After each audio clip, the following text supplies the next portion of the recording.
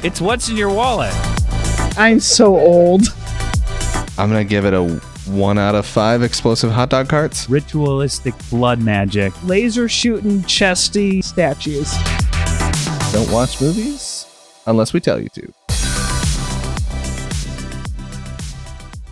Welcome to Movies with My Best Friend Phil, a movie podcast where we hold hands and jump into the solving of mysteries. Mm-hmm. I'm your host, Phil Kessel. Here to solve this mystery with me is one of my best friends in the world, Will Chodas. Hey, Phil, how you doing? I'm doing. Yeah. Yeah. I have a quick question. Sure, and then we'll sure, get to Craig. Sure. Yeah. When you play Clue, who's your character? Who's your guy? Colonel Mustard. Okay. Interesting. Yeah. I always thought his name was the funniest. Yeah, especially if you're a kid and you don't know how to pronounce Colonel and you see Colonel. Colonel Mustard. Colonel Mustard. I don't know. I Colonial think also mustard. In the version I had, he had like that great like mutton chops into a mustache. I think so. You know, and I was like, this guy looks awesome. I'm going to be Colonel Mustard. Speaking of not Colonel Mustard, Craig Norland is also here. Yes, I am. Hold my hand. You're too far away. What's wrong with your hands? That's the noise of it. Well, it's our suckers. Oh, okay. Craig, I never noticed those before. Interesting. Yeah, we've been hiding them. Huh, weird. Yeah. Just like, you know how on TV they'll hide a pregnancy with a laundry basket? Mm-hmm. That's why Craig and I keep holding laundry baskets. We're pregnant? I was wondering what those were for. Yeah. Huh, okay. You guys are doing a good job hiding it. Who's your Clue guy? I don't like Clue. I think I played it maybe once and I didn't like it. So I have famously never played it again. Oh my famously? God. Famously. I like to say that. Well, it's famous now because famous. it's on our podcast. Yep. I guess at least 3 people heard it. Mm-hmm. You, me, and my sister. Mm-hmm. I guess Mr. Green always looked like the most sinister, or just like, I don't know, not even sinister, but just like looks like the guy who would actually murder somebody in one of these kind of murder mystery stories or movies. So I just kind of feel like because they're just the little pawns you kind of have to pick like based on vibes of the picture on the front of the box, and I feel like I was always that's Professor all I'm Plum. going for. Yeah. I was always a Professor Plum kid. That makes sense. But Yeah. I also was like a big old nerd, so I was like, "Oh, Professor, he probably knows stuff." I know stuff about murdering. I'm a professor of economics. Ah, man. My least favorite subject. Probably. Yeah. No, and then there's like 13 Dead End Drive. Do you remember those commercials? No. Mm-mm. Oh, okay. Audience, when you get a chance, check that out. It's an Cool. I'm going to do that right now. insane 90s board game that was basically just Clue, but just a little different. But it had like puppets. I feel like I'm going to watch this commercial and I'm going to be like, I totally know what this is because the name sounds super familiar. I've definitely seen this box before. For sure. Would you say? It's very cartoony. Yes. At least the one that I'm looking at. Yeah. Oh, yeah. And the board looks like it's got like a big back. Oh, I've definitely. Oh. This just looks like a more theatrical Clue. Yes. I think my cousins had this. The box I know. looks very familiar. No one, you didn't own this, but your cousin or one of your friends did. It was one of those. Yeah. I see. Is your house just like... Yeah, my house is currently falling apart. It might be the little gremlins I have upstairs. Oh, I love gremlins. Yeah. Don't feed them after midnight. I'll do whatever I want. Oh, okay. Anywho. Guys, I feel like it's been a while. Mm-hmm. Yeah, it has. It's been a while. And I missed you guys. Oh, okay. You don't have to lie. Yeah, that's fine. I miss you guys when you're not around. You do?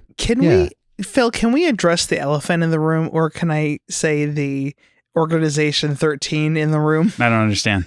Oh, God, I thought we were just going to ignore it until he took it off. No, this is good content. What's going on? Will, what's this about? You're wearing something very specific. Am I? Yeah, and I oh, and now you're holding something very specific. What do you mean? I don't understand. My God. Will is holding a Keyblade from the Kingdom Hearts games that he talks about every day. Yeah. And he is wearing the robe of an Organization 13 member. Yeah. How many zippers? Yeah, I just found this. Actually, it was kind of gifted to me. Yeah. Just so that I could walk between the corridors of darkness without corrupting my heart, that kind of stuff. Yeah. Those things happen. That's called life. Yeah. Here's the fun part. Or my doctor calls them antidepressants, but they came with the cloak. Here's the fun part. Yeah. The corridors of darkness will corrupt you regardless. Yeah. Is that right? Yeah, well, that's why I got this nifty thing. So see if I can. So you can beat up darkness. Yeah, so I could beat up darkness with this giant novelty key.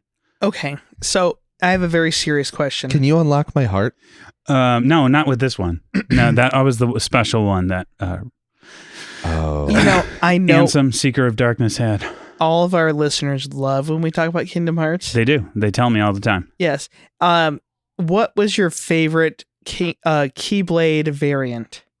Oblivion. Ooh, Lionheart's good. Or Oathkeeper. I also really liked Oathkeeper. What was the Hercules one? Ooh, I don't remember what it was called. Thick Boy. But you could also get a metal chocobo one. I liked that one too. Yeah, it was just like this big honking key that you got from beating. It made you worse clock. at magic though, right? It was like, you got like a double boost in power and like negative magic ability. Oblivion was, so they actually like... Oh, Olympia. Oh, there's a... I think it's fine. It's fine. Just my wife is battling the gremlins right now. And I don't think she need the Keyblade? She might need the Keyblade, but I'm kind of like stuck here. Yeah. I don't think if I stood up, it would cause a lot of things to happen.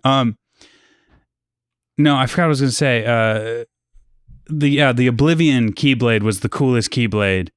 Was that the one you had to get so many items? No, that's like Ultima. That's the Ultima. Yeah. So Oblivion was like all black, and it was actually one that like you weren't given. You found it in a chest. So like not everybody got it. Was it random or was it just? No, it was in a specific chest. You know where you fight Riku the first time? If you go back to that place in Hollow Bastion, there's a treasure chest that's got Oblivion in it. But the problem is if you do that now and you're playing Final Mix, they nerfed it, so it's not as good anymore. Yeah. So it stinks because you also get a Divine Rose or whatever from Belle. I need to get off this topic. Yeah, sorry. I think that's what needs to happen now. That's fair. Something just broke inside Will. Well, I just sort of like heard myself for the first time, and I was like, yeah, I know too much about this, and it made me a little sad on the inside. Yeah. Just started making you sad? Yeah. For the first time, I was embarrassed by my Kingdom Heart love. Yeah, that's too bad. Speaking of sad, mm-hmm. I have been watching a YouTube set of YouTubes from the Sad Boys, which is just two YouTube creators, and that. Oh, now Craig has the Keyblade. Oh boy! I want to do like the specific move that Sora does, and he goes. So it has a keychain on it, and if you try any of Sora's like moves, it just smacks you in the face. Yes, and it's a good thing it's made out of foam because otherwise it would hurt. It would hurt. Yeah. Anyways, you were watching something called the Sad Boys. Yeah, it's just two YouTube guys who mostly they hang out on a couch and they just talk about anything and everything, and usually it's a lot of internet content. But they've had like Brian David Gilbert on as a guest, who's like a ex-Polygon guy, I think. They had Link from Rhett and Link from Good Mythical Morning on. They're very funny. They had a video that was the two of them dunking on. The title of the video is Dunking on the Manosphere for 90 minutes. And it is just 90 minutes of them dunking on the Manosphere. And it's such an uplifting 90 minutes because I love when people dunk on the manosphere. Yeah. Because it's the stupidest thing in the world. It is the stupidest place to live. I feel like that's the name of a reality show where a bunch of dude bros are just locked in a sphere. It's like Biosphere, but just bros. Just bros. And like you have to sell protein shakes or something. Yeah. You have to start off in your basement with a podcasting equipment and you have to find a way to accidentally or sort of on purpose change the United States election outcome based on the stupid things that come out of your mouth. Yes. God. Yeah. It's really good though. I think they're very funny. They're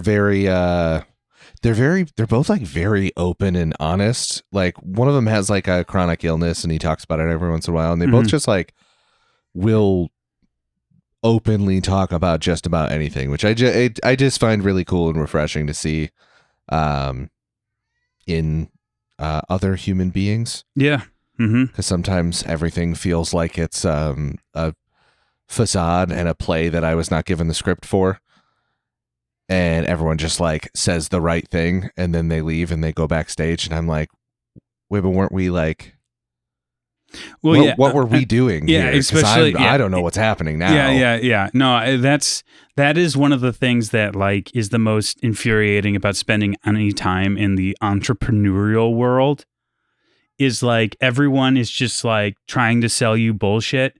And in doing so, they have to like buy their own bullshit, which means that they then buy all the bullshit. So it's either all true or none of it is. And so like everyone's like sort of walking around just like yes-anding each other's terrible ideas. And you're just sort of like standing there going like, right, but we all know this is dumb, right? This business model doesn't make any it is.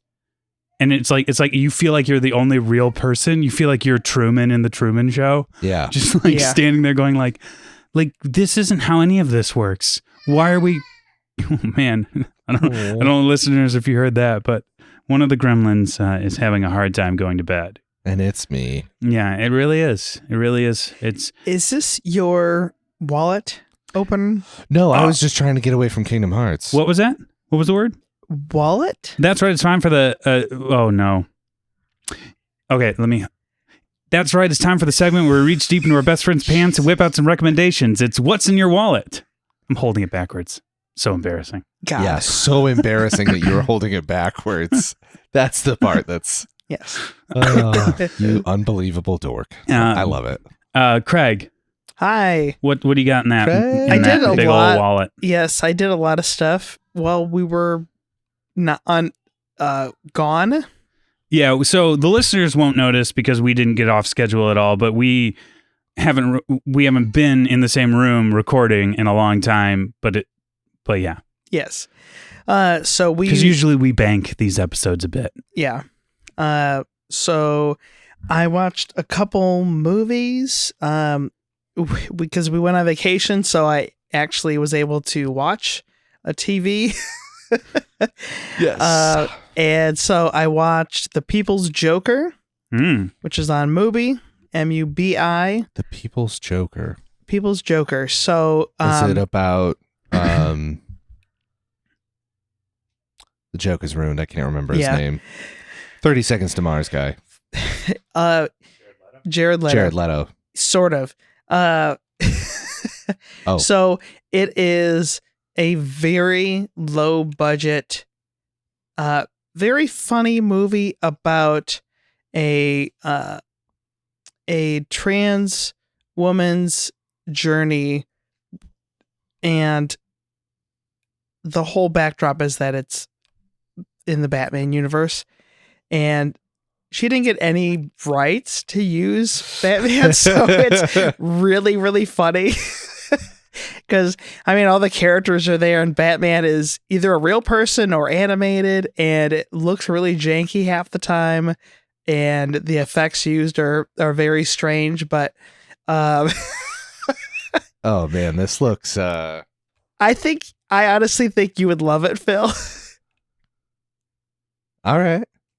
Where, you said Mubi? Yeah, it's on Mubi. I don't know if you can get it anywhere else. I just know they have it there. But it's funny, but you know, the heart of it is that it is about someone transitioning in their life before when they were a man, and they become too hot in that outfit there.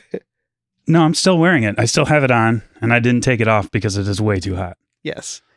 I think I don't remember what she calls herself, but it's like Harley, the Joker, but it's like kind of a combination. Okay. But she is in a relationship with another trans man who looks like Jared Leto's Joker, and they're in a abusive relationship. So it's very interesting. I love the guy who plays Penguin. He's really funny. This seems buck wild. It is. It is definitely. I'd love to see it again. So maybe we can watch that together sometime. And then one I'll mention real quick is a movie called Soul Survivor, and that's not Soul Surfer. Not Soul Surfer. Oh my god, I love Soul Surfer. The part where she gets her arm bitten off. Yep, that's the movie, right? I think so. Okay. This is an 80s movie that serves as a partial inspiration for Final Destination and It Follows. What a combo. Interesting. So this woman, she survives a plane crash, and afterwards she's being stalked by very strange people who seem to be just kind of staring at her. Like, just random people will like be standing there and staring at her and kind of following her around. And so she gets freaked out, and you come to find out that the devil himself is not happy that because she was supposed to die on that plane. And so he starts sending the recently dead after her. Oh my God. It goes places. Like, this sounds awesome. It is. It's really fun. And the whole It Follows thing, because they're just people like sitting there and like staring at her. And so it's the same kind of thing, except they're not walking. But that movie fucked me up for a little bit. Yep. That was like the first, I think I've talked about this already, but like that was like the first horror movie I saw where I had trouble sleeping for a few nights after that. I yelped when the guy goes under yeah. Because you're like, oh, they're just in a room, whatever. They're just hanging out, and all of a sudden, this giant man ducks under the doorway. I know that it's like, obviously that guy is not there in the filming. There may have been a person there, and then they like digitally extended him to make him super tall and weird looking. Yeah. But like the blocking in that scene is so good because they seem to open the door just for a second at the perfect time, and they look away because they don't see anything, and then he just fucking pops in. Mm-hmm. Oh, that scene is so bad. Yeah, that one. Such a good movie. Yeah, so I haven't seen that one in a very long time, so I'd like to watch that one again. But Soul Survivor, it takes some surprising turns. I think it's really worth watching. It's a nice, sleepy 80s. Does she win a surf competition at the end? She does, incidentally, with a shark. Soul Surf Ivor. Surf Ivor. And then the last thing I'll mention is that I went with some of my coworkers to the Historic Howell Theater last weekend to see Return of the Living Dead. And they were celebrating its 40th anniversary. And the part I really enjoyed was that they had one of the characters, the main characters in it, is played by Linnea Quigley, and she's like one of the big scream queens from the 80s, and she's been in a bunch of stuff that I love: Night of the Demons, Silent Night, Deadly Night, bunch of other stuff. But I got to meet her. That's cool. Get a picture with her and get her autograph. And so she was very, very nice. Did you have her autograph a knife? I wish. That would have been good. Like, the thing is, every time I think, I'm like, oh man, with anything. I'm like, oh, I'm a big fan of this. And then you meet other people. Oh my God. Well, that's Will and I went to the Glass Cannon thing, and we were like, I don't know if I feel like you felt this way. It was like, boy, I don't think we should be here. Like we listen to the podcast, but some of these people are like, well, yeah, it is one of they're those getting recognized. one of those moments where you're kind of like looking around and you're like, gosh, I kind of I don't want to be associated with these dorks. Yeah. Or something like where you're like, I might be the coolest person here, and then you kind of like, no, I'm probably not. Yeah. No. Yeah, there are some interesting people, but this guy ahead of us had a whole binder full of all the other times that he's gotten stuff signed by her. Oh, so he's talking about those people are weird. That seems weird. Again, she was very nice the whole time. Yeah. Well, because she's Well, probably 'cause if she wasn't, he would have killed. Anyways, but also she understands that this guy has probably like paid for, you know what I mean? Like the amount of money he's probably put it back into her career. You know what I mean? Because he had her sign like 10 things. He paid like $300. Yeah, exactly. For her to sign all these things. It was nuts. But she's just a very nice person in general. She talked about she has like 14 dogs. Oh my God, I love her. I know. She loves rescuing dogs. Did she have pictures of all the dogs? Do you have all of their names? No, she did name a few of them. Such a bastard. Why even go at this point? I know.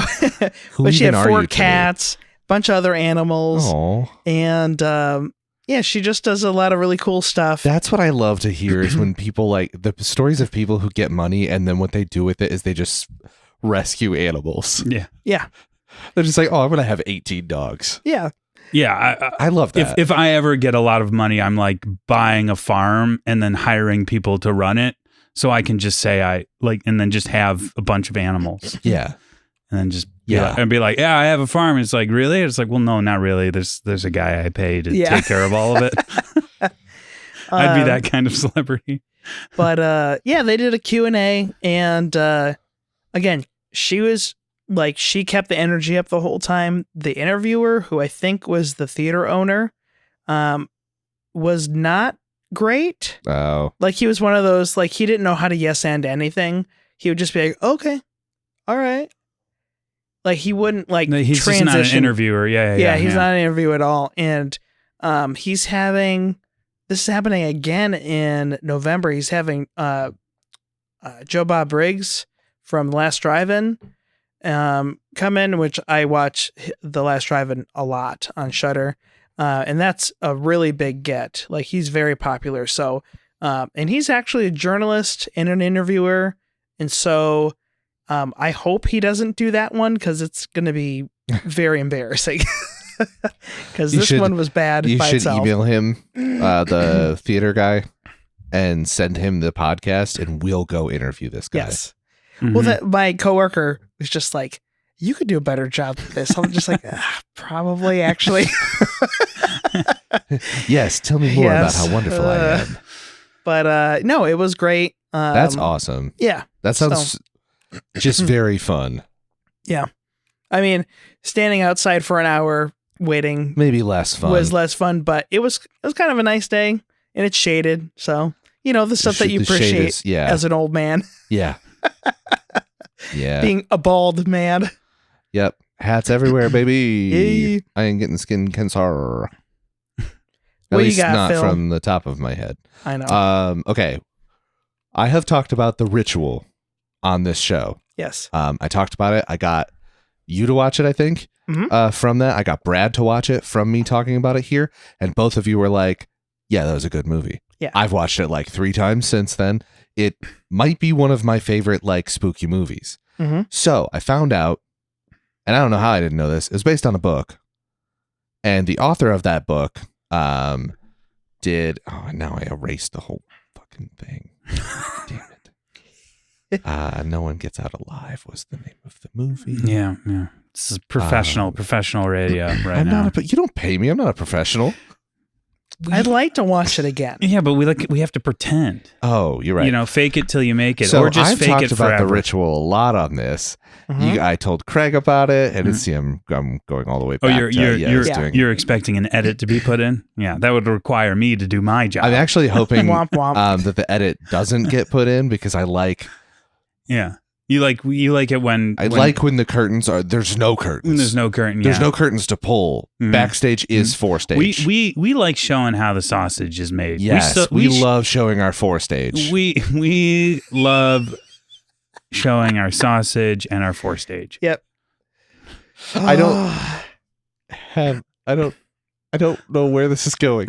Okay, so that's a book. It was based on a book.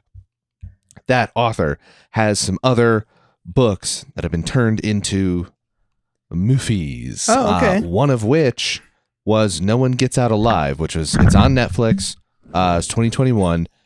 It is a very cool horror movie. It's this woman who comes here illegally from Mexico. Okay. She finds a crappy place to live in Cleveland, which is that's everywhere in Cleveland. Oh! Ohio sucks. Hey. Hate Ohio. Ohio sucks.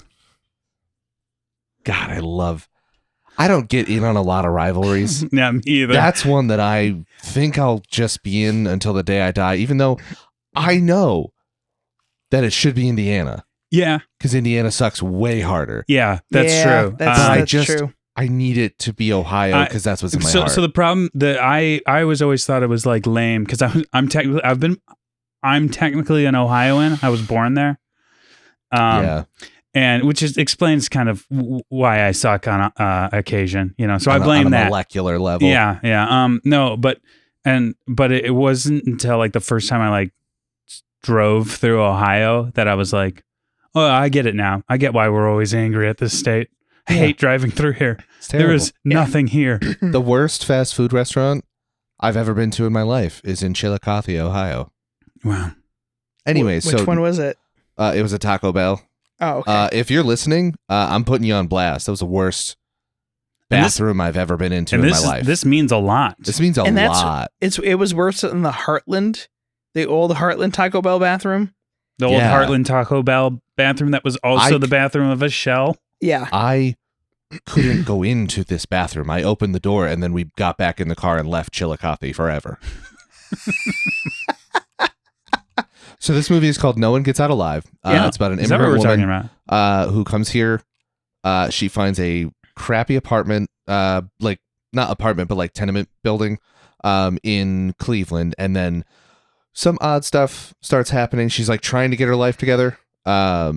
But some weird stuff starts happening in the building. And then the movie ramps up to 1,000. And it has maybe the freakiest creature I have ever seen in a movie. It is so sick. The movie is great. Oh, okay. Big fan. Similar. It definitely feels like it's the same guy who wrote The Ritual. Okay. At least the general story. And now I'm I need to go find this guy's books and read the actual books because I am loving what people are turning the source material into. It's just so good. What was the other movie you watched that I recommended? I don't remember now. Oh, The Autopsy of Jane Doe. Ah, yeah. I also loved that. That one was very good. Emil Hirsch, does not Brian go where Cox. you think it's gonna go. It does not go where you think it's gonna go. They make such a great duo, though. Yeah, they're really good. It was such a good not lo-fi, not low budget. I mean, I guess low budget. It was not a massive spectacle of a movie. No, it's slow burn. Really, yeah, it was really, really good. Though it was really they just kept peeling back little things, sometimes literally, and you'd find something new going on, and you're like, oh, that's another layer. It felt so well crafted. I think that's the thing that I loved about it the most. Is that it was so isolated to the one building that the story takes place in. And it was so every inch of that building felt like it was crafted for this story and this movie. And I loved it. It was so good. It's one of those movies too, where things start happening and then you can't you reach a point where you can't trust even what you're watching anymore. Yeah. You're like, wait, did this happen? No, it couldn't have happened. Like, Wait, that's not. am I the unreliable narrator? It's like, well, this isn't a normal thing for a movie to do. So obviously that couldn't have happened. Or I've seen too many movies, and so no, they'll be fine. No, they're dead. It was it's one of those kind of things. Oh my god. It was Woof. good. It was good. Yeah. It was very good. I was a big fan. But as for what's in my wallet, oh my god, that's all I wanted. I mean, I have other stuff to talk about, but I'm not going to. So, Will, yeah. During what I was saying, you got up, and you went and grabbed something. Yes, and I just want to say, were you not listening to what I was talking about? No. Not even a little bit. Nope. Never. It's never been the that's case. So new. That's so new to me. This is like the one time you've ever done that. Yeah, I am what some people may call a bad listener. I don't do it. Unless you're talking about me and Kingdom Hearts. Or Kingdom Hearts, I don't know. I guess I'm just not paying attention. No, I got up to pick up my recommendation, which is a book, but not like one that you would like, not like a novel. It's like a, what's the word? Coffee table book. Yeah. It's called The Art of the Box. And so I'm just going to pass this to Craig if you want to look at it. It's huge, but basically it is a book full of, it's a pretty big book. It is a pretty big book. It's full of art from basically the box of old video games. So like back in the day, back in the like 8-bit era, Atari, early Nintendo era, you know, the games when you were playing them on the screen were just like blocky pixels, you know? They were just like these terrible, like they didn't look like anything. And so what the marketing team would do is they'd call up like artists from like, you know, fantasy magazines to, based on their description, draw a picture of what the game was supposed to be about. So like so one of the most famous ones on there, which I think I marked. Yeah. Whizball is one of Mega Man. And it's like, he's like holding a gun. it's like a grown, like Mega Man is, you know, it's supposed to be like a little cartoon anime boy. But for like Mega Man 2, it's like a grown man wearing all blue and like holding a gun, because the artist who drew it like was given a prompt, you know, based off and like only had a very small amount of time to like change or to come up with what he was drawing, you know? So yeah, it's just, the older I get and the more I work in the sort of marketing world, I'm sort of coming to appreciate this sort of unsung artists who like create things that are like part of something else and you don't even think about who made it. Yeah, Teenage Mutant Ninja Turtles there. Hell yeah. You know, Turtles like in Time. that is essentially what I do. I make videos that someone else puts on their YouTube channel. So I'm like sort of like a cog in a bigger machine.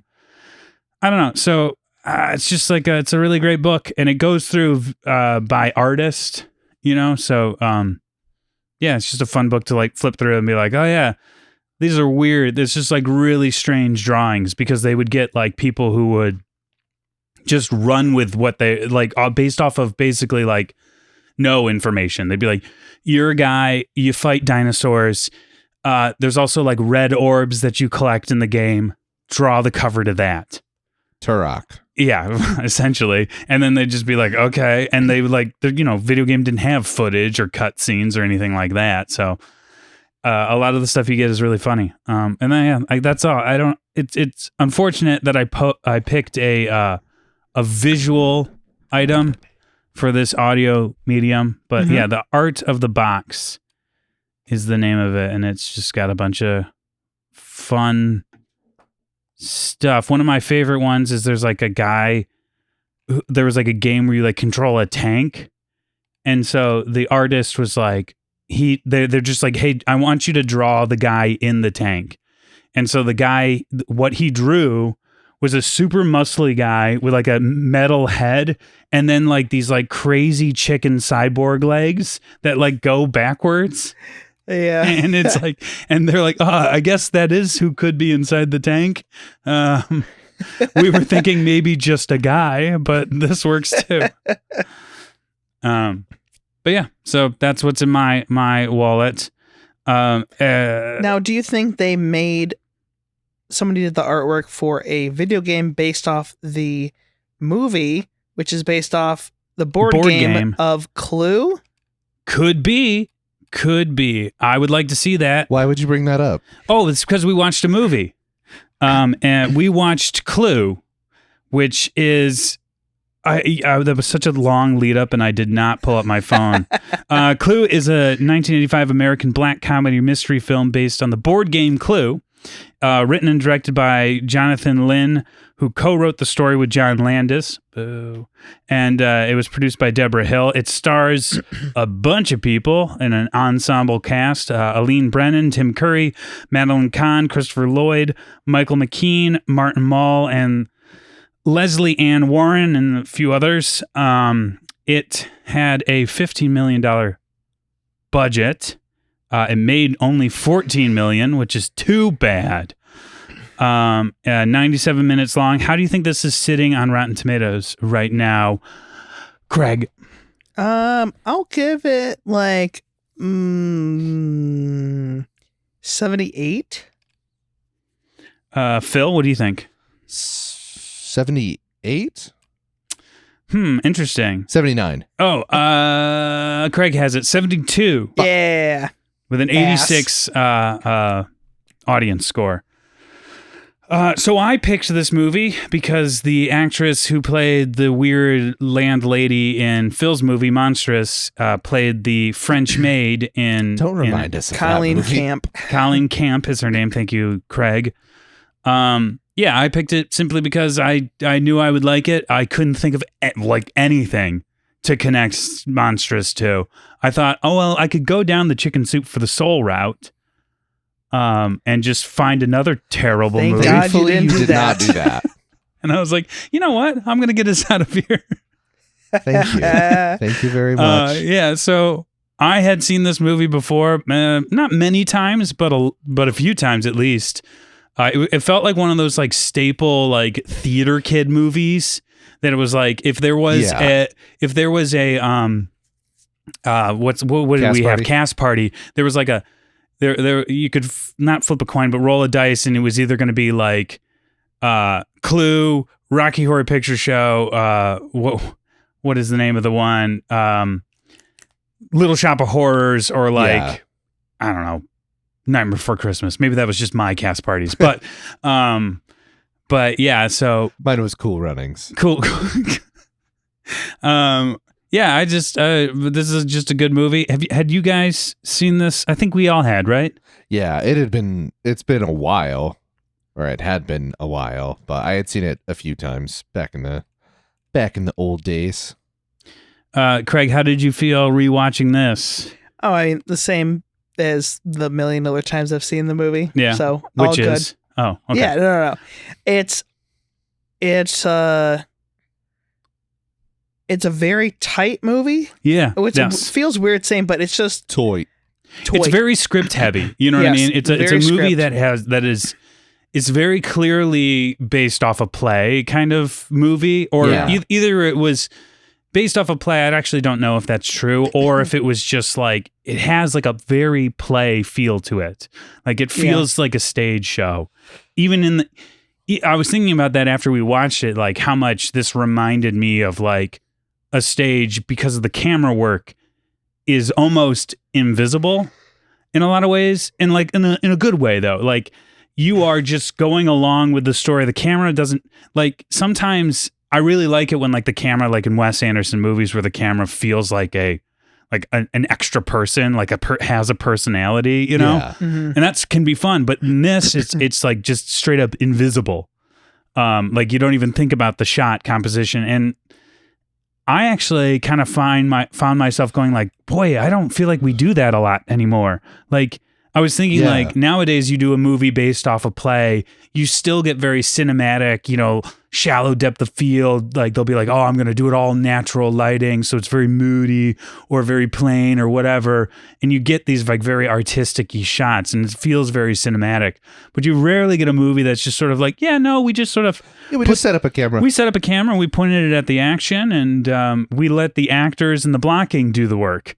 Yeah. Which is actually, that's very Steven Spielberg.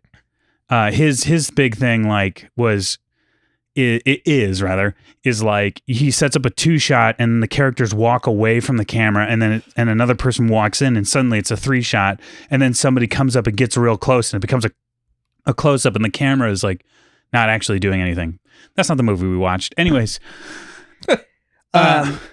So, this is one of those movies where no matter how many times you see it, you're going to learn something new. Yes. Yeah. It's jokes stacked on jokes with like integral. Because they have to make it, I mean, I know it's not perfectly mapped out, but they had to make it work for 3 different endings. Well, see, that's the thing that is in so my favorite bit of trivia about this movie is that back in the day, when it first came out, they've shot 3 different endings and they would randomly send the different reels with different endings to the theaters, right? So if I watched it in my hometown theater, someone else like 2 cities over watched it in their hometown theater, they would get a completely different ending. So it was like sort of like a weird, I don't want to say viral, but you know what I mean? Like everyone sort of had a different experience. And so when you watch the movie now, it'll go like, here's one thing that could have happened and it'll do one ending. And then it'll be like, here's the second thing that could have happened. And then at the end it'll be like, well, this is what actually happened. Yeah. And in that sense, it does sort of like, I feel like this is one of those movies, if you get way too close to like trying to nitpick and pull it apart, it's sort of like you're not really enjoying the film. Yeah, you're missing the point. You're kind of missing the point. It's not meant to be like a perfect, you know what I mean? Yeah, it's not really a who-dunnit. It's a comedy. Yeah. In like the theatrical sense.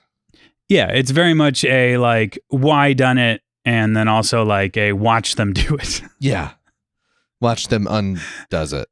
Yeah, so it's there's a lot of, I mean, they refer to red herrings in it. Yeah. But there's a lot of that kind of stuff happening. Yeah, and it would be it would be a hard movie because it has the 3 endings to sort of like sit back and go like try and figure out all the character motivations and if it actually made any sense. Because the second it is one of those things where it's like the second you start doing that, it's just sort of like, yeah, but who cares? Like who cares?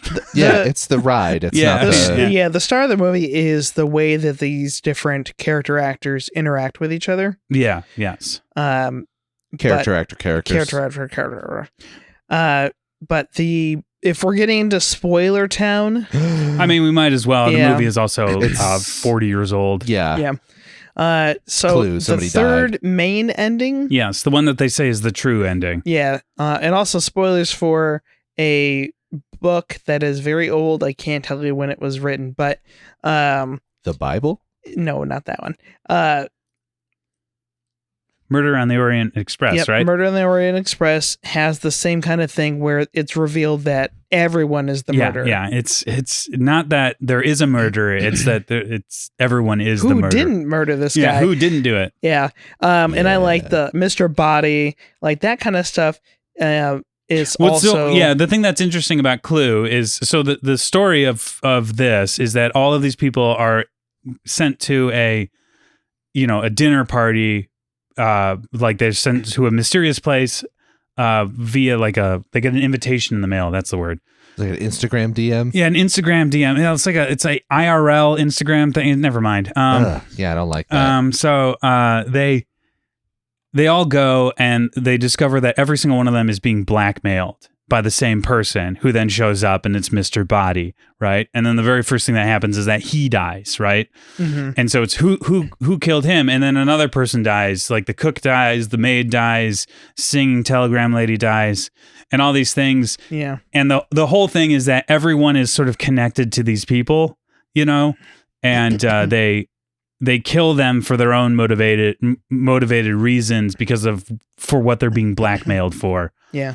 And it's kind of a lot to keep in your head. It is. Here's the fun part. I didn't keep it in my head, and Yeah. I genuinely can't 100% remember which is the real ending.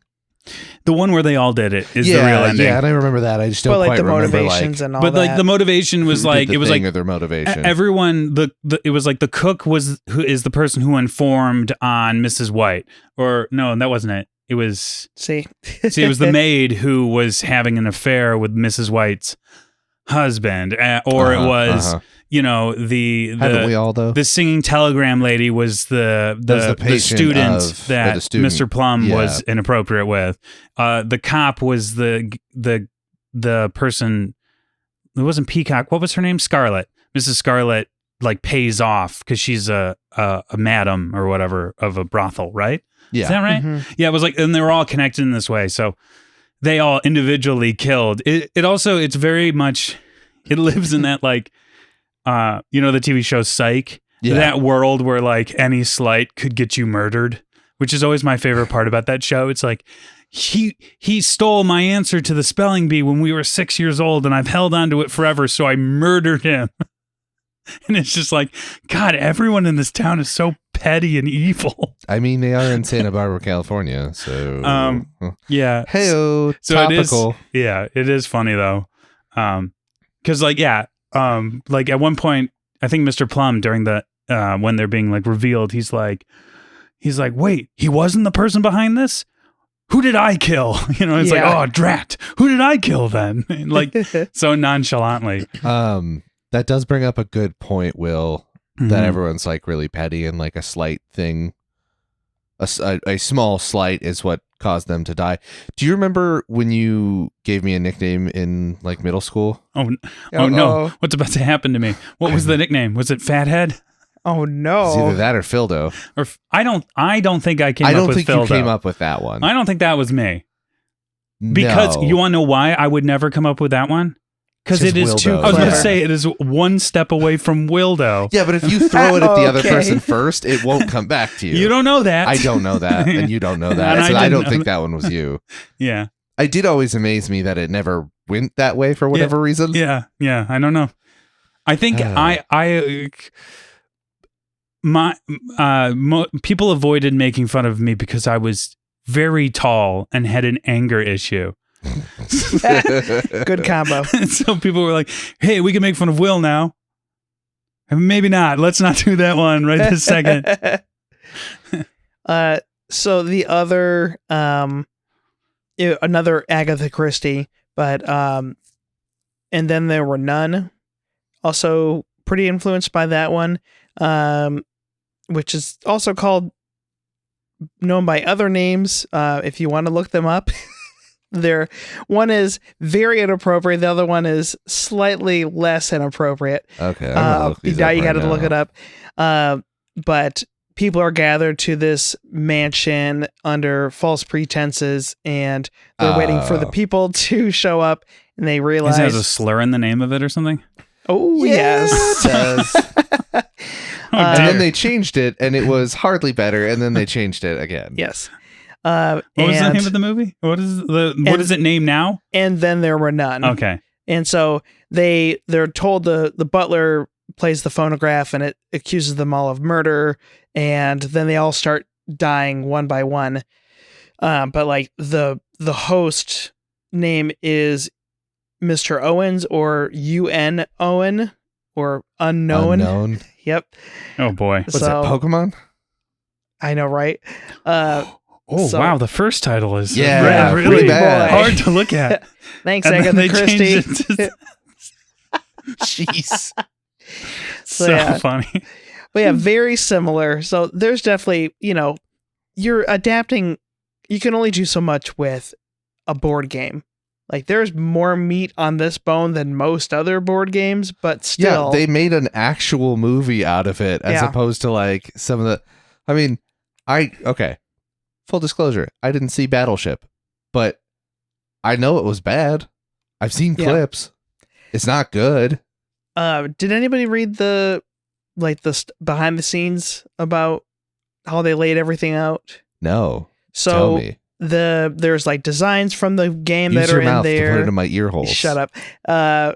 The actual design of the house, because it's all a set besides the ballroom, which is amazing to me that they built all that.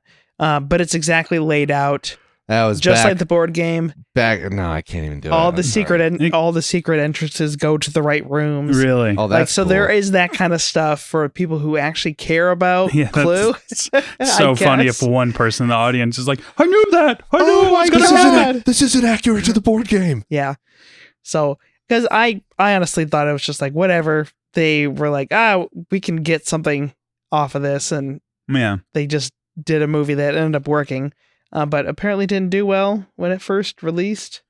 Yeah, it looks like it didn't make its budget back, so it is technically a flop. Of course, I am just looking on Wikipedia, and I didn't do any further research. So, also, as Landis was like, "Oh, this is great. There's 3 different endings, so people are going to keep coming back to watch it." And then he underestimated how many times people wanted to watch the same movie with a slightly different ending. Yeah, and did they advertise that it had different endings? They might have. They might have. There'll be. I'd have to do some research on that and just see what their advertising budget was like. I love the idea, and I would rewatch Clue, but I don't think I'd rewatch Clue in the span of a movie being in theaters. Yeah. You know? Yeah. The funnier one for me is one of William Castle's films, Mr. Sardonicus, had a part where he would just cut into the movie, William Castle would, and he would say, okay, if you want Sardonicus to live at the end, like everyone put your thumbs up. Yeah. Like you have a little placard that have a thumbs up, or you could turn it upside down. If you want him to be punished for his sins, you put it down. He only filmed one. Like it didn't actually matter. So he always got punished. That is my favorite thing to do in Dungeons and Dragons when you're DMing. I was just talking to you and Mike about this, Will, where like you give the illusion of choice, but you really only prepared one thing. Yeah, you're like, all right, there are 2 doors in front of you. Which door are you going to go through? And then whatever one they choose, that's just what you just move whatever it is behind the other door, you know? Yeah. And if they're like, hey, I'm going to go back and see what's behind that other door. It's gone. Oh, it's gone. It's not there anymore. As soon as you open the first door, the other door disappears. Oh, but oh shoot, I forgot. Nope, I don't have. Is there a particular performance that you guys like in it? Miss Scarlet. Yeah, I definitely like Miss Scarlet. She's very funny. Yeah, and I feel like that got most of the laughs. Yeah, for me, very at least. dry humor. Yeah. Well, she also like seems to be a little bit out in on the joke a bit, you know, which is fun. She's like, she kind of like she's sort of like commenting on how ridiculous the whole thing is that they're doing the whole time, you know? And so she's also very funny because she's the only one of them who's like truly a criminal, you know? And so she's like sort of used to living in the world of. But didn't one of them sell like nuclear secrets? Yeah. But he's not like, but that's not his job. True. Yeah. Do you know what I mean? Like her like job is criminal. Yeah. She like lives like, you know, as a criminal. Oh, go. No, go ahead. Well, I was going to ask if you guys had a board game you'd want turned into a movie. Yes. And it's one of my favorite board games, and it's called Firefly, and I want them to turn that into a movie. It's the Firefly, the board game, and I would love for them to. It'd be great if they did that and made it good. Yeah. Boom, roasted. Oh, snap. I'm just kidding. Serenity's good. You hurt my feelings. No. Serenity's good. It's just I don't think it's as good as the show. Sure.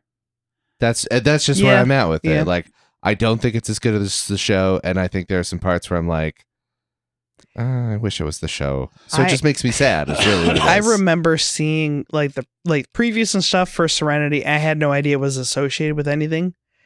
And so when I watched Firefly, I'm like, why isn't she doing like crazy flips and stuff like that? Yeah. Why is this so different? Yeah, no, that was just a joke. It's just, Yeah. I don't know if I have a board game that I'd like to see.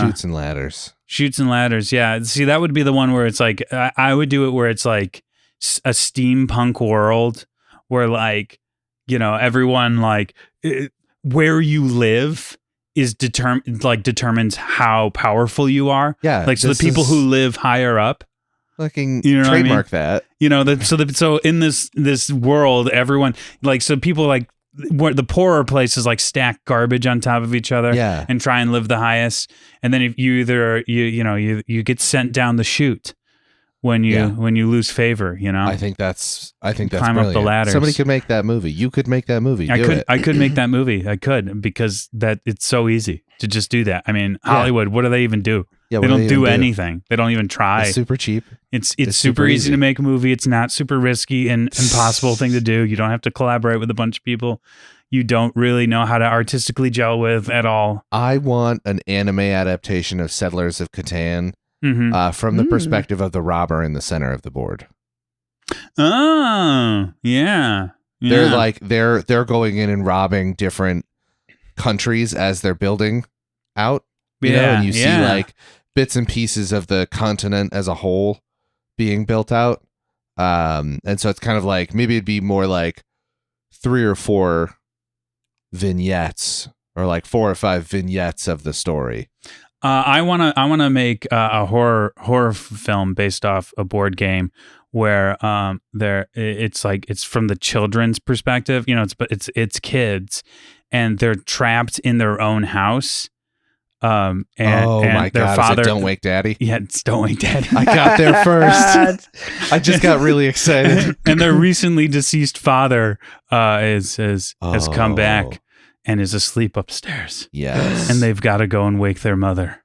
I don't know how the actual Don't Wake Daddy is played, but Dan Dunning and I made a version of it for a global studies project, which we did not do a lot of work for. We printed out a picture of I do not remember his name. It was a Chinese leader of some time in history. Mm-hmm. And we printed out his face and taped it over Daddy's face. Mm-hmm. And then we just had 4 people come up and we just asked them trivia questions. And if they got it right, they moved forward. And then eventually it was Don't Wake. Soon. That's actually pretty fun. Yeah. I think we came up with it the night before. There was like a weird trend in like the late 90s, early 2000s where like it was like it's a board game, but it has like a giant mechanical bit to it. Yeah. Do you know what I mean? It was like Papa Magic Trouble, or not. Papa Magic Trouble was something different. It was, what was that? POW goes Perfection. Yeah. Oh, Do you remember that? Perfection, yeah. Yeah. It was like all these games had, or like the Bucket Dude. You had to like drop buckets Yeah. and he shot Mr. Bucket. Mr. Bucket. Mousetrap. Mousetrap. Well, They're that still was an making- older one. Yeah. They're still making Mousetrap. Golf with a gator. Oh, Gator golf. Golf. Yep. Yep. Hungry Hippos. Yeah, that's another older one though. That's older. Yeah. Yeah, I don't know how time works. It's fine. It's hard. Yeah. I feel like, how have they not done at least like a really low budget animated Candyland movie? That just seems like That an easy seems one. crazy that they haven't. It just, I don't Like know. I feel like I want to say that you're wrong, and they have. Yeah. Another one I liked as a kid was Uncle Wiggly. And Oh, yeah. Oh no. We all know what that is. Yeah, Oh, I yeah. know exactly. I didn't care for Uncle Wiggly much. Do you actually know what I'm talking about? No. God It damn just it. sounds like you were molested. No, Uncle Wiggly was a rabbit with Different uncle, not very- Uncle Wiggly. a very smart looking walking rabbit with like a nice like I'm suit. gonna Google Now you have this. to look at it. But it's been around since like when I was born at the turn of the century. And they just kept revising it and making it newer. And so I had the version from like the late 80s and 90s. And it was Ugh. very simple. It's very much like Candyland, but it has, Craig, this looks like a game from like 1905. God, this looks I'm like saying- this sucks. that was the original version.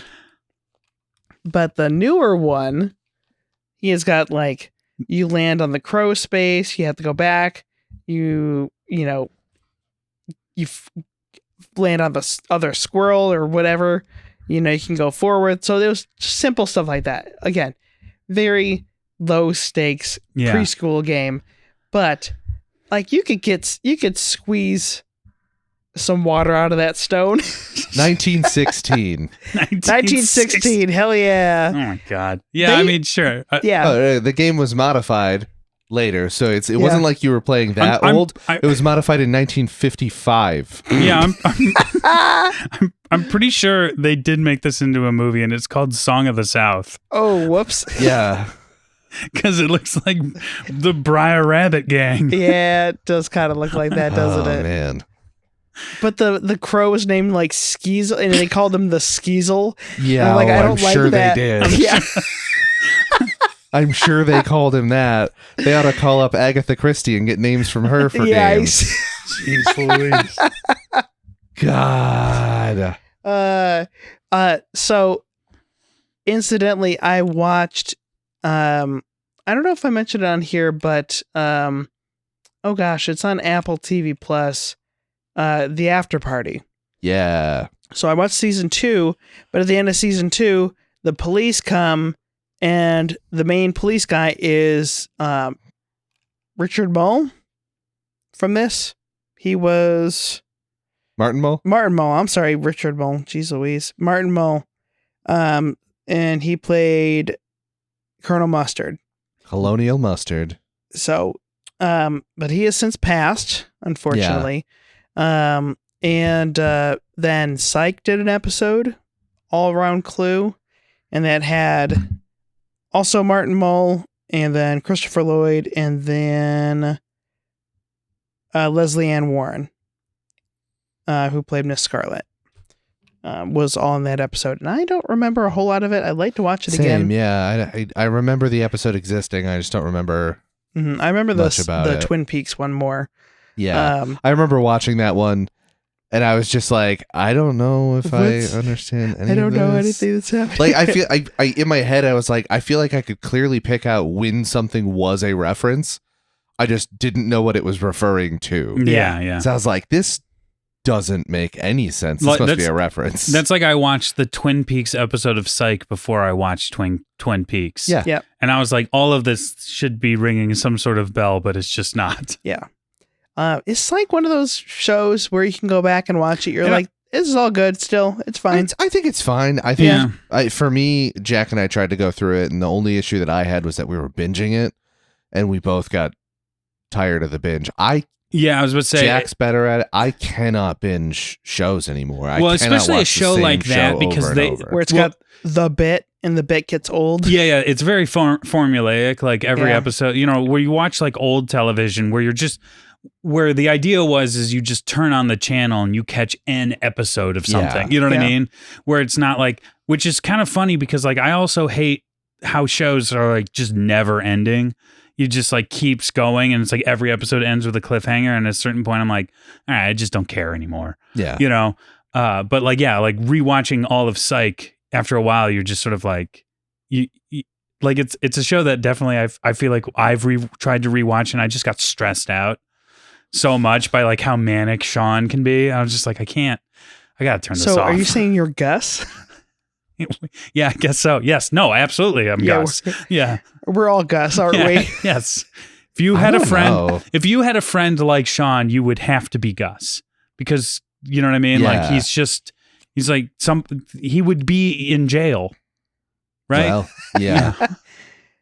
Either that or you can be Lassie or I mean, I'm not. Corbin Yeah. I mean, I Burnson. don't think I'm Sean, No. Yeah, that's but true. I don't know if I'm Gus.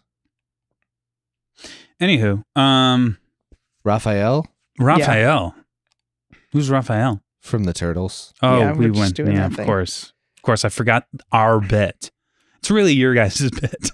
Yeah. It is not a good one. We just like to do it.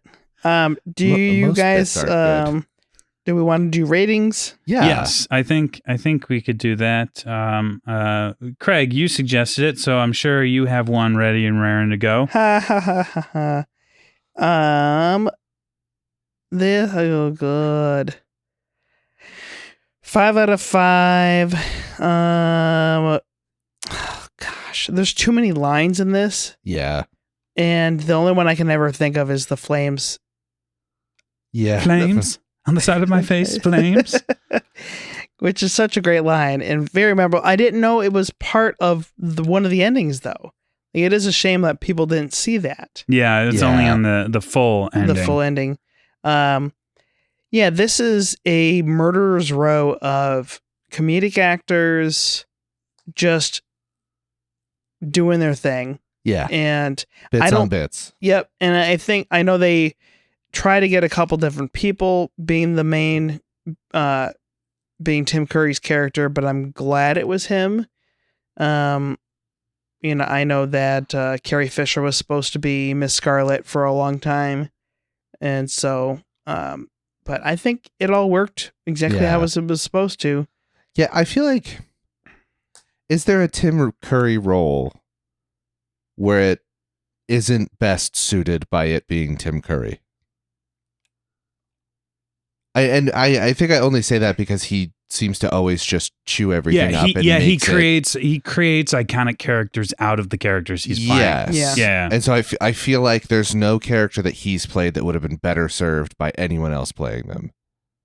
He's the guy. He's one of the best. I will also give this a 5 out of 5. It's You and Me, Honey Bunch. This movie's great. I knew I was going to 5 out of 5 this one walking into, well, we watched it at my house. But it's Clue. This is a 5 out of 5 movie. This for me. Like, I love this movie. It's great. It's very fun. We had to recover from Monstrous. Yeah. Yeah. This was a good recovery from Monstrous that was like, this is a good movie. This is why you like movies. This is enjoyable. Mm-hmm. You had a great time watching. I will say we had fun watching Monstrous, but it also was bad. Yeah, and like it wasn't fun. so bad that it was like, it was just mediocre. You know, why am I giving a review on Monstrous again? It's Clue. We love Clue. All right, Will, what you got? I'm gonna give this movie 5. He threatened to kill me in public. Why would he want to kill you in public? I think she means he threatened in public to kill her. That was really good. It's such a dumb line. Yeah, but like it's so fast, you know. Yeah. The speed on this is part of like, it's almost like I feel like Gilmore Girls in some capacity was inspired by the speed of the humor in this movie. Yeah. Just like that show jokes. is just like fast jokes all the time. Let's throw it every single bit we can as fast as we can, and some of it will make someone laugh. And that's what Clue did, and it was just like anytime you're hearing it. But even like the like Buster Keaton, Charlie Chaplin, Three Stooges level like pratfalls and stuff is fun. Like my favorite is it was Colonel Mustard when he like sees this like cabinet door and he's like he wants to be stealthy and he opens it really quickly, to make sure that nobody's there, and it's just got an ironing board that just smacks him right in the head. It's just his reaction. He's like, "Aha, bonk." It's very funny. We forgot to mention the other best line, which, because this person says, it's too bad that the 60% of people who didn't get ending C didn't get the best closing line in the movie. I'm going to go home and sleep with my wife. Yeah, that's my favorite. I can't believe I didn't use that one. Yeah, seriously. Because that's my favorite line in the ending line of any movie. It's because he's the character of Mr. Green. Yes, is supposed to be gay. That's his whole thing. Yeah, that's his whole what he's being black. Man, not his whole thing. That's the whole reason why he's being his whole thing, and I hate it. That's the reason why he's being blackmailed, because in the 80s, that would have been blackmail worthy. But this isn't in the 80s, is it? Yeah, I don't know. It's an indeterminate time. Yeah, I think it takes place earlier than that. Yeah, I don't know. But it does not give you a... Oh, yeah, some of the cars, definitely 50s or so. Yeah. Anyways. The chandelier. Well, I mean, it could have been an old chandelier. Yeah. Doesn't matter. cop But yeah, coat. him just going like, all right, because he ends up being a part of the FBI or whatever it is. Yeah, he's a plant. Yeah, he's like, and I'm gonna go home and have sex with my wife, and then freeze frame. Yep. Credits. So I do have a couple Letterboxd reviews okay. to read Here we off. My dad got in so much trouble for showing me this as a kid because I started saying, I'm going to go home and sleep with my wife at school. Let's see. She had friends who were socialist. Yeah, definitely 50s. Yep, that makes much more sense now. Let's see. Do you remember that innocent time when we were all so scared of socialists and then No. we got over it? No, I don't remember that at all. I wasn't there for that. Yeah. Or are you saying it's still happening? It's still happening, isn't it? Yeah, that was the bit. That was the bit, okay. yeah. Colleen Camp doing that French accent is me after one Duolingo lesson. Yeah. I was going to make a joke earlier when you said that she was the landlady in the other movie. I was like, oh, she didn't sound French in that movie. She must have lost her accent. Yeah. It's like, it's so over the top. Yeah. How can you make jokes at a time like this? It's my defense mechanism. Fantastic. Very good movie. Yes. Guess Next what? up. Craig, It's me. It's your choice. Oh my God. Yeah. So I decided that we're going to keep going with the board game movies. Yes. And so we are going to be watching Battleship. Yes, I've been waiting for this for so long. We're into our board game era and I really love it. And I'm just really excited about it. Yeah, I mean, I've heard nothing but good things. Yeah. Yes. Excellent things. Even better. Cult classic. Better than Clue. That was one ending. Here's another one. So I decided that I'm going to pivot quite a bit on this one. But I wanted to go with interesting. The movie that killed Sean Connery's career. It made him stop acting. And that is League of Extraordinary Gentlemen. Yes. God, I hope this is the real ending. Oh, man. It is not. But this is what really happened. So the director of this movie. I was wondering how we were going to get. Yeah. The director of this movie is Jonathan Lynn.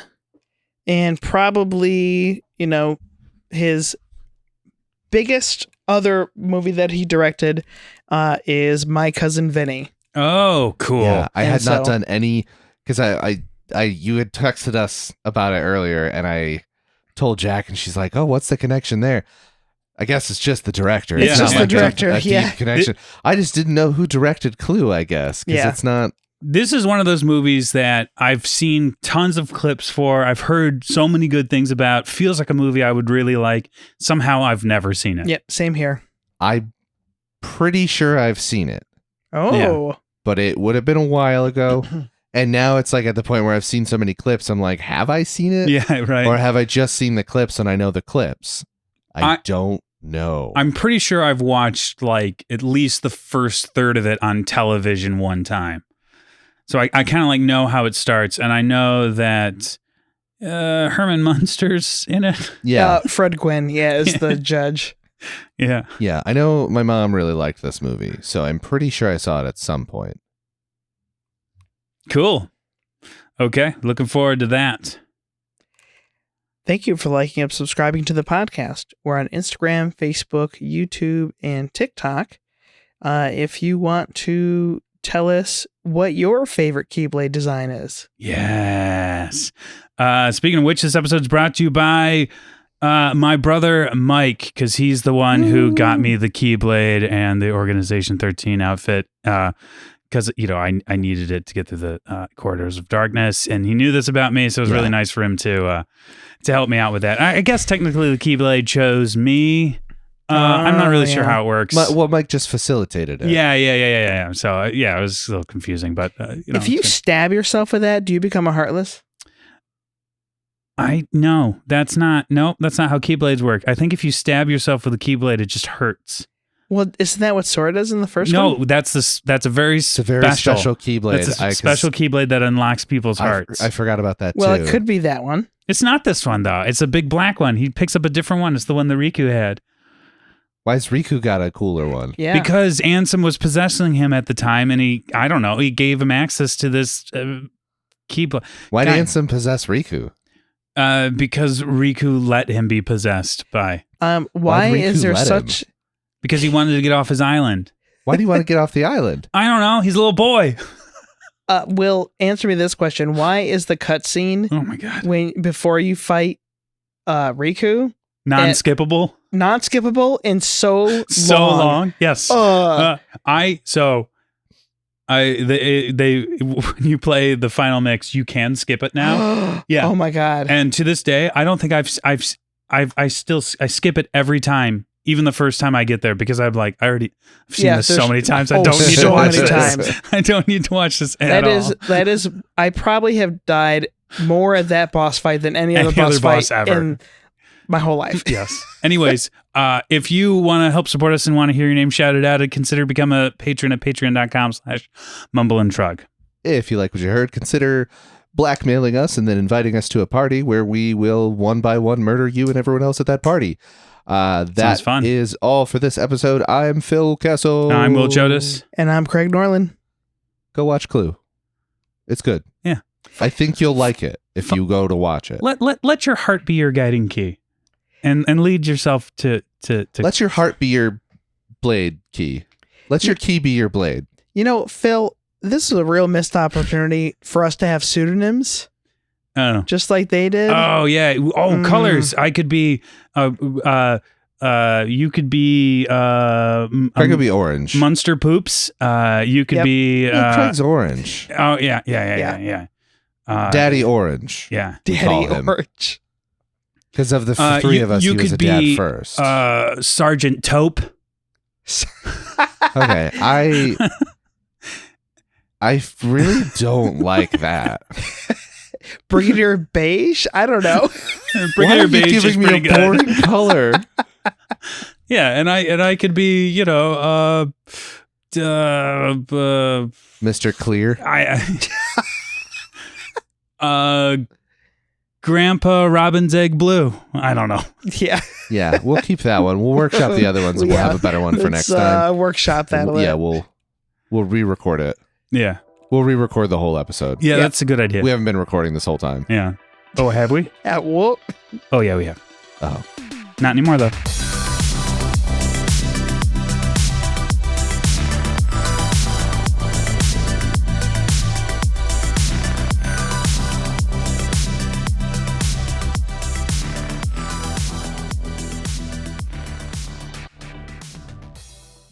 Brought to you by Mumble and Shrug Productions.